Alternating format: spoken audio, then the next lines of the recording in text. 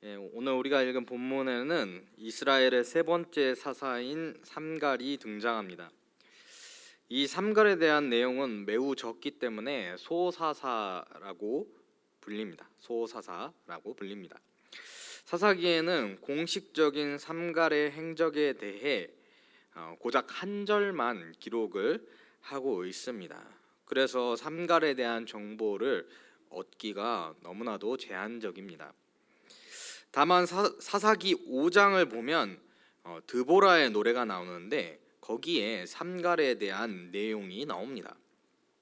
그래서 이 드보라의 노래를 통해서 삼갈에 대한 정보를 보강할 수가 있는데요. 우리 사사기 5장 6절 함께 보겠습니다. 아나세 아들 삼갈의 날에 또는 야엘의 날에는 대로가 비었고 길의 행인들은 오솔길로 다녔도다. 본문 말씀은 삼갈이 야엘이라고 하는 사람과 같은 날을 살았다라고 기록이 되어 있습니다.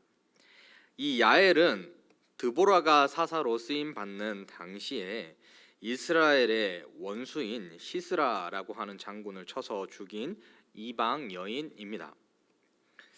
이 여인이 이스라엘의 원수를 쳐서 죽이기 전까지 이스라엘은 하솔 왕 야빈으로부터 고통을 받고 있었습니다. 이스라엘에는 대로가 비어 있었고 행인들은 오솔길로 다녀야 했다라고 말씀하고 있습니다. 왜일까요? 큰 길로 대로로 버젓이 다니면 그들을 약탈할 만한 야빈의 군인들이 서 있었기 때문입니다. 보통 도적들은 오솔길에서 약탈을 자행하죠. 그런데 이스라엘의 형국이 매우 좋지 않아서 하솔 왕 야빈의 군인들이 이스라엘의 대로를 버젓이 지키고 있었고 또 약탈을 자행했기 때문에 이 이스라엘 사람들이 대로가 아니라 오솔길로 다닐 수밖에 없었다라고 기록을 하는 것입니다. 삼갈은 이와 같이 이스라엘이 하솔 왕 야빈으로부터 수탈을 당하는 시기에 살았던 사람이었습니다. 그런데 우리가 오늘 읽은 본문 사사기 3장 31절은 삼갈이 하솔의 군인이 아니라 블레셋의 군인들과 싸웠다라고 기록을 하고 있습니다. 이게 어떻게 된 일일까요? 삼갈의 때는 그만큼이나 이스라엘의 상황이 어려웠다라는 것입니다. 이미 야빈의 군인들이 대로를 장악하고 이스라엘을 수탈하는데 이제 설상가상으로 블레셋의 군대들까지 이제 이스라엘을 오고 가면서 약탈을 하는 것이죠.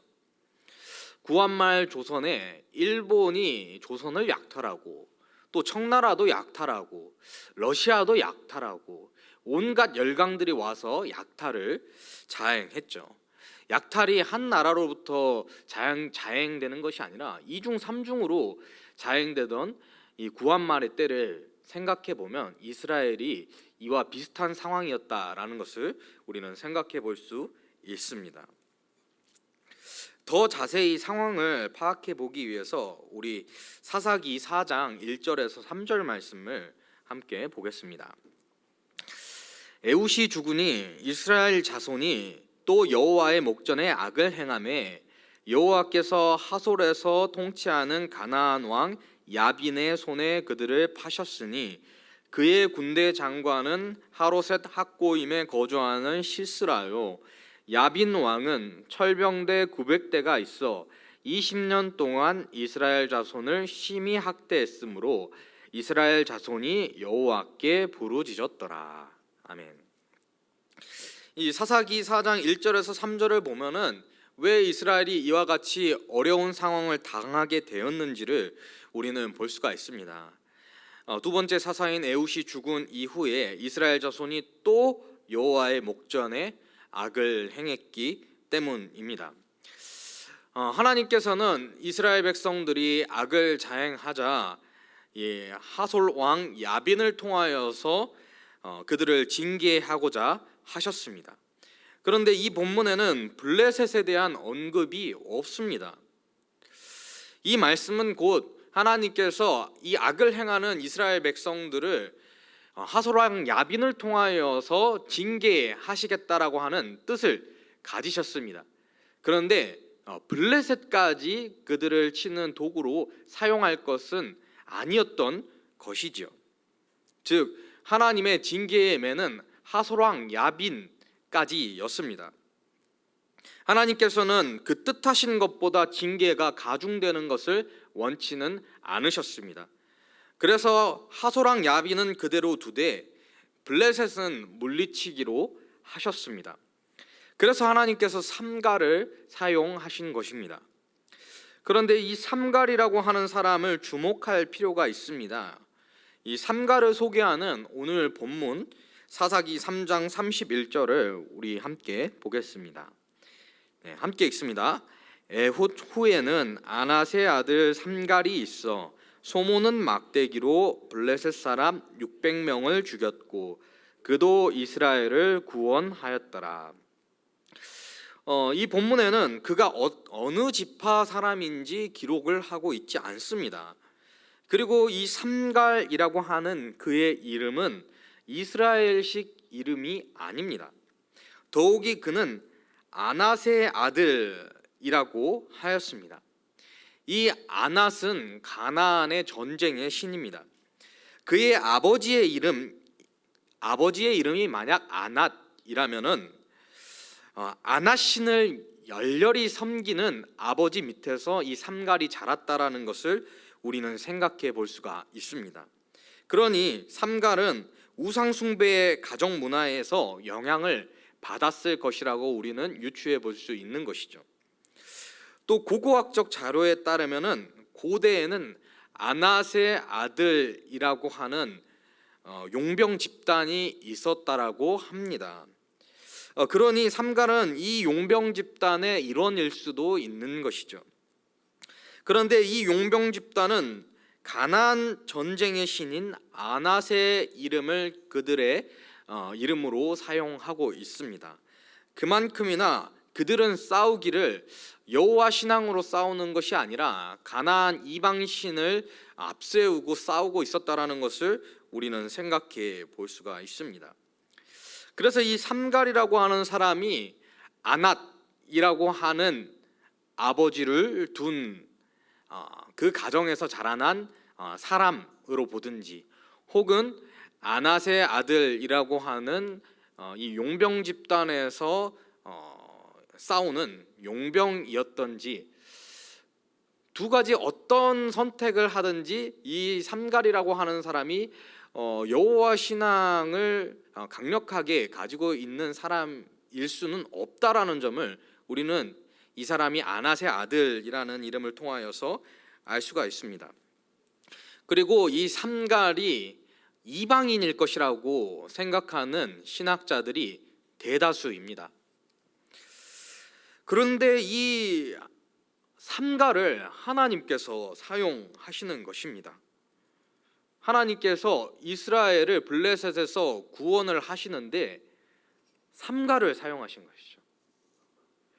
왜 이 사람을 사용하셨을까요? 이 사람이 싸움을 아주 잘했기 때문일까요? 사람이 얼마나 싸움을 잘하면은 소모는 막대기로 제대로 된 칼이나 창이나 전쟁의 도구가 아니라 소모는 막대기로 600명을 쳐서 죽이는 엄청난 일을 행할 수가 있을까요? 이것은 사람의 능력이 아니죠. 사무엘 하에 보면은 이 다윗의 위대한 전사들의 이름과 그들이 행하였던 기록들이 나옵니다. 그런데 그 누구도 이 삼갈이 행하였던 것 같이 제대로 된 무기를 지니지도 않고 600명 이상 되는 대군과 싸워서 홀로 승리를 거두었다라고 하는 기록은 없습니다. 비슷한 예가 있죠. 바로 삼손이죠. 삼손은 나귀 턱뼈로 블레셋 군대 1000명을 쳐서 쓰러뜨렸습니다. 이게 지금 무슨 말씀입니까? 이 삼갈의 무예가 뛰어났다라는 데에 이 성경이 메시지를 가지고 있는 것이 아니라 하나님께서 이 삼갈이 누구든 간에 쓰셨다라는 것을 기록하고 있는 것이죠. 삼갈이 아낫의 아들이라고 하는 용병 집단에서 정말 이름 날리는 용병이었든 그냥 소모는 사람이었든 이 사람이 얼마나 싸움을 잘하든 사실 그거는 상관이 없다라는 것입니다. 하나님이 쓰셨습니다. 자, 그런데 우리가 질문이 생깁니다. 왜 이 사람을 쓰셨냐는 것입니까? 이 이방인인 사람을, 이방 가정에서 자라났거나 이방 용병 집단에서 싸우는 사람인 것으로 보이는 이 사람을 왜 하나님께서 쓰셨냐는 것입니다. 답은 이스라엘에 사람이 없었기 때문입니다. 사람이야 많죠. 그런데 하나님께서 쓰실 만한 사람이 없다라는 것입니다. 악에서 돌이켜 하나님께 자신을 드리는 사람이 없었기 때문에 하나님께서 블레셋을 치시는 데에 이 이방 사람을 사용하시는 것이죠. 이게 얼마나 하나님의 백성이라고 하는 타이틀을 가진 이스라엘의 수치입니까? 하나님은 하시고자 하시는 일을 반드시 성취하십니다. 블레셋을 물리치고자 하신다라면 하나님은 반드시 물리치십니다. 하나님은 뜻하신 바를 이루시는 전능하신 하나님이십니다. 그런데 우리가 이스라엘과 같이 우리의 마음을 돌이켜 악에서 떠나고 하나님께 우리 자신을 드리지 않는다라면 하나님은 우리를 쓰시지 않고 다른 이들을 통하여 일하신다라는 사실을 우리는 이 본문을 통하여서 발견하게 되는 것입니다. 성경은 삼갈에 대하여서 더 자세한 이야기는 하고 있지 않습니다. 그는 여호와 신앙으로 개종한 이방인일 수도 있습니다. 하지만 어쩌면 고레스 왕처럼 여호와 신앙은 없지만 하나님께서 쓰신 이방인일 수도 있습니다. 성령 하나님께서는 특별 섭리로서 하나님의 사람들을 통하여 일을 하시기도 합니다. 또 성령 하나님은 일반 섭리로서 믿지 않는 이들을 통하여서도 하나님의 하시고자 하시는 일을 하십니다. 우리가 죄 가운데 회개하지 않고 주님께 돌이키지 않으면 주님은 우리를 제외하고 주님의 통치를 유유히 흘려 보내실 것입니다. 우리 공동체 밖에 있는 그리스도인들을 통하여 또는 그리스도인이 아닌 자들을 통하여 하나님이 하나님의 일을 이루시는 것이죠.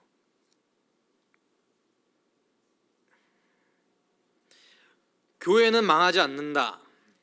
교회는 반드시 승리한다라는 명제가 있습니다. 그리고 이것은 성경적인 참 명제입니다. 그러나 이것은 우주적 교회, 주님의 참 교회를 가리켜서 말하는 진리이지 어느 한 지역 교회에 대하여서 말하는 명제가 아닌 것이죠. 우리는 이미 유럽 교회가 진리를 떠나서 주님께 쓰임 받기를 거부하고 무너져 버렸다라는 사실을 잘 알고 있습니다. 100년 전 우리를 위해 선교사를 보냈던 영국을 생각해 봅시다. 지금은 어떻습니까?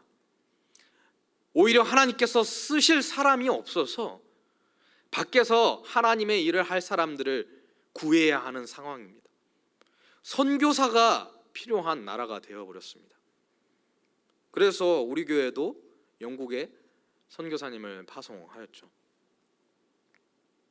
한국 교회도 우리 교회도 이와 같은 처지가 되지 않으리라는 보장이 결코 없습니다.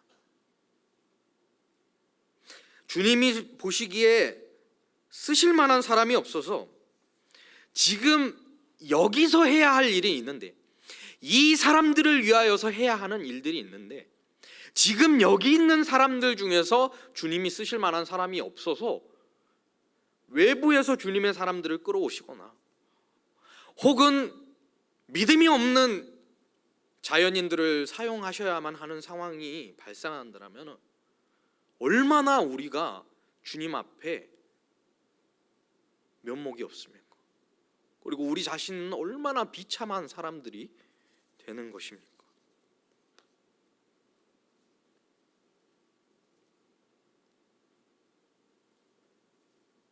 우리가 주님의 일에 우리 자신을 드리지 않고 죄 가운데 있음으로 말미암아 우리한테 선교사님이 와야 하고, 우리가 너무 사랑하지 못하니까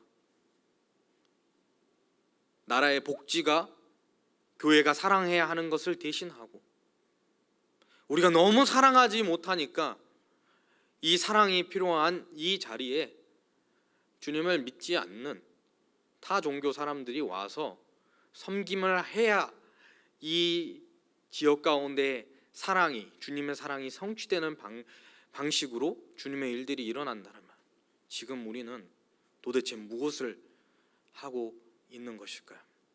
물론 현재적으로 우리가 그렇다라는 것을 말씀드리는 것은 아닙니다. 그러나 우리는 항상 이렇게 될 수 있다라는 것을 이 삼갈의 예를 통하여서 기억해야 한다라는 것을 말씀드리는 것입니다. 사랑하는 성도 여러분, 우리가 주님께 쓰임받기를 소망합니다. 우리가 죄에서 돌이키고 우리가 주님께 우리 자신을 헌신하여 우리 자신을 드림으로 말미암아 이 시간 가운데에, 이 장소 가운데에 우리가 주님의 사람들로 부르심을 받았다면 우리가 여기서는 우리가 주님의 일 감당하길 소망합니다. 그런 우리가 되기를 원합니다. 우리가 우리 자신을 하나님께 드리지 아니하여서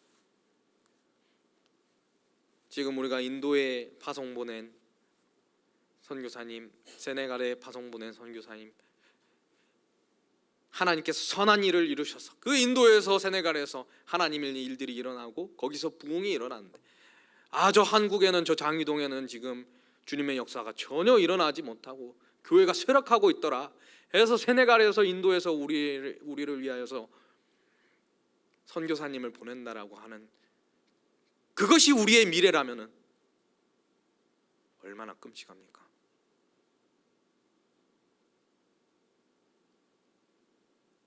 하나님이 쓰시고자 하시는데 쓰실 사람이 없는 일이 없기를 소망합니다.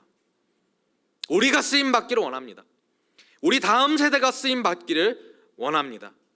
우리가 참으로 죄에서 떠나고 우리가 참으로 주님께 헌신하고 우리 자녀 손들을, 우리 다음 세대들을 주님 앞에 바로 세움으로 말미암아 지금 이곳에서 부름받은 우리가 지금 이곳에서 하나님이 하시고자 하시는 일들을 성취해 나가는 그 일들에 우리가 쓰임 받는 우리 모두가 되기를 주님의 이름으로 소망합니다.